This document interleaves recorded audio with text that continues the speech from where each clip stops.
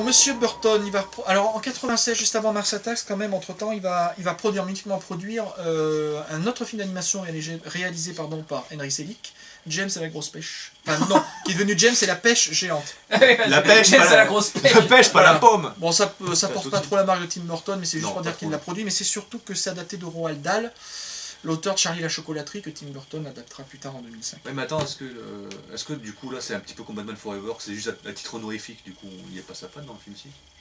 Donc voilà, dans James et la pêche. Et la grosse pêche, voilà. Non, pas vraiment. La grosse pêche. La grosse pêche. Non, c'est une pomme. C'est déjà dit tout à l'heure. C'est métaphorique. Vous voyez ce que je vais dire. Alors, tout à l'heure on parlait des cinémas porno. Il a pas trop bossé dessus, donc sur... Non. Il a mis du pognon. 1994, Tim Burton va réaliser peut-être... Attends, que je réfléchisse. Oui, quelque part, son seul film qui n'est pas un film fantastique. T'oublies la planète des singes. Ed Wood. Oh Ouais. Bravo, tu vois que tu connais des choses. Voilà. Je suis érudit, moi. Alors, Ed Wood, c'est la biographie, le biopic, comme on dit là-bas, de Monsieur Edward Wood Jr., qui est un réalisateur de série B, voire de série Z, comme Plan 9 from Outer Space, et qui est considéré comme le pire réalisateur de l'histoire du cinéma. Alors tout le monde sait que c'est Joel Schumacher. Non, je crois que c'était Alan Smithy. Non, mais Alan Smithy, entre parenthèses, c'est un pseudonyme je sais bien. que prennent les réalisateurs quand ils sont pensent pas que leur fiers. film est Et quand pas... ils sont pas contents, d'accord, c'est le John Doe, quoi. C'est ça, il y en a eu des tas. C'est le Monsieur X. Si, il y a des films très connus qui ont été signés à Alan Smithy, j'ai pas en mémoire. Mais... Burn Hollywood, Burn. Dragon Ball Evolution. Ah non, les maîtres de l'univers, James peut-être, Bond, aurait dû être signé à Alan Smithy, je crois. Mais je crois bien qu'il y a eu... Ouais, ou Légende de Chun-Li. Enfin, bref, peu importe. Ouais. Donc, Ed Wood qui a officié en tant que réalisateur dans les années 50-60. Donc, c'est un film qui est réalisé en noir et blanc, intégral, une superbe photographie. Ed Wood est incarné par Johnny Depp. la muse de Tim Burton. Enfin, avec sa petite moustache là, dans le film, je sais pas si on se souvient. Il y a aussi Martin Landau qui joue dans ce film.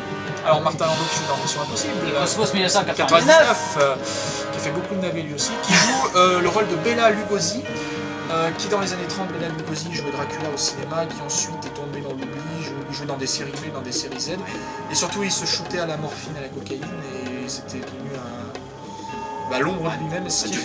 Et ce qui est dans le film, on le voit, il se prend pour Dracula, il dort dans un cercueil, et c'est pas exagéré, c'est ce que Bela Lugosi était devenu, il se prenait pour Dracula à la fin de sa vie. Et donc dans la relation Ed Wood-Bela Lugosi, parce que Ed Wood était fan de Bela Lugosi, c'est pour ça qu'il l'a engagé dans ses films fauchés, on peut voir bien sûr, il a lui-même avoué, Tim Burton, un décalque une représentation de sa relation qu'il a eue avec Vincent Price, qui est décédé en 1993, et c'est une mort qui l'avait beaucoup affecté.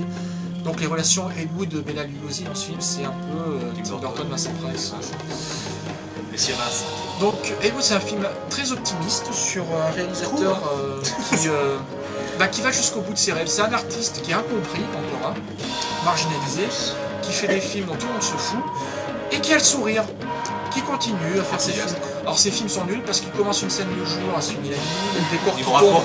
Il y a le décor qui tombe, à moi il y a une scène qui est juste géniale. Le décor tombe. Alors Ed Wood fait c'est bon, on la garde. Et t'as le producteur catastrophé à côté, mais Monsieur Wood, est-ce que vous savez vraiment comment on fait un film? Et tout le monde. Et ça c'est vrai, c'est ce que faisait Ed Wood. Ed Wood qui se travestissait en femme aussi, il mettait des pulls, des perruques. Il a réalisé un film sur le travestissement, de Glenn en pleine date, qui est devenu un film culte. Personnellement je l'ai pas vu, donc je peux pas savoir. Ah bah non. Bah ouais, j'ai pas tout vu. J'ai vu Plan 9 from Outer Space. Pourtant il en a vu des merdes. Au 36e degré, c'est très drôle. Donc c'est un film optimiste sur un artiste qui a du mal à communiquer avec le monde extérieur, mais qui finalement trouvera une femme, jouée par Patricia Arquette, qui va l'accepter tel qu'il est, c'est-à-dire qu'il se déguise en femme. Et puis il va continuer à faire ses films nuls que personne ne va voir, avec le sourire. À la fin, il y a l'avant-première d'un film, donc on sait, nous, on connaît l'histoire des doutes, que ce film c'est une plantade, que ça sera un échec. Et lui, à la fin, il est au téléphone, il sourit, ah c'est génial, c'est l'avant-première, le film finit là-dessus, donc c'est un film très optimiste, voilà. Que tu n'as pas aimé, je crois. Non, je l'ai vu une fois, c'est pas spécialement. Rabat-joie alors. Ah non, bah, le regarder, ce qu'il y a, c'est que... Il y a un très beau générique de début, je trouve, qui préfigure celui de Mars Attacks. Vous pouvez arrêter là. Avec les soucoupes volantes et tout.